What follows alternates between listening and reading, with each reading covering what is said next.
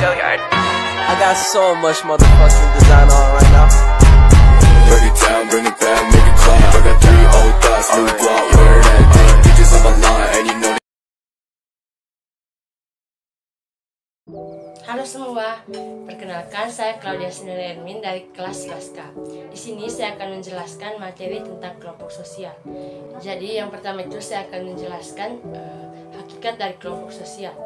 Kelompok sosial merupakan kumpulan manusia yang memiliki kesadaran bersama akan keanggotaan dan saling berinteraksi.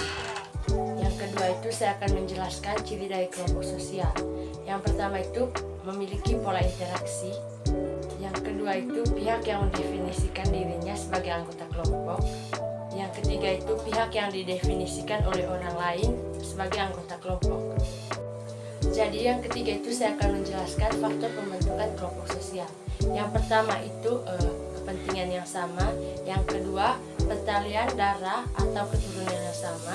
Yang ketiga itu darah atau wilayah yang sama. Selanjutnya saya akan menjelaskan bentuk dan jenis kelompok kepentingan di masyarakat. Yang pertama itu solidaritas mekanik dan solidaritas organik. Solidaritas mekanik merupakan ciri dari masyarakat yang masih sederhana dan belum mengenal pembagian kerja. Yang kedua itu solidaritas organik merupakan bentuk solidaritas yang sudah mengenal pembagian kerja. Selanjutnya saya akan menjelaskan kelompok primer dan kelompok sekunder. Yang pertama itu kelompok primer. Kelompok primer ditandai dengan pergaulan, kerjasama, dan tatap muka yang intim. Yang kedua itu kelompok sekunder. Kelompok sekunder itu bersifat formal, tidak pribadi, dan berciri kelembagaan. Contohnya seperti koperasi dan partai politik. Yang ketiga itu in-group dan out-group. In-group itu dijumpai dengan kerjasama, keteraturan, kedamaian. Yang kedua itu out-group.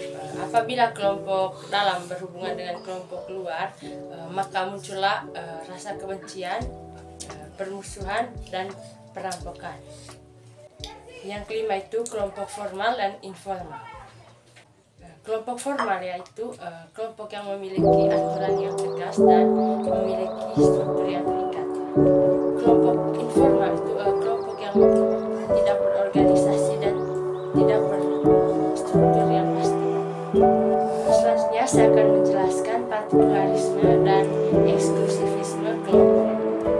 Partikularisme adalah sistem yang mementingkan kepentingan pribadi di atas kepentingan umum atau bersama. Itu saja penjelasan singkat dari saya. Yang terakhir itu dinamika kelompok sosial, gerakan atau kekuatan yang dimiliki oleh sekumpulan orang dalam masyarakat yang bersangkutan. Faktor dari dalam, yang pertama itu konflik antar individu, adanya perbedaan kepentingan, adanya perbedaan paham. Yang terakhir itu faktor dari luar, perubahan situasi, pergantian anggota kelompok, perubahan situasi sosial.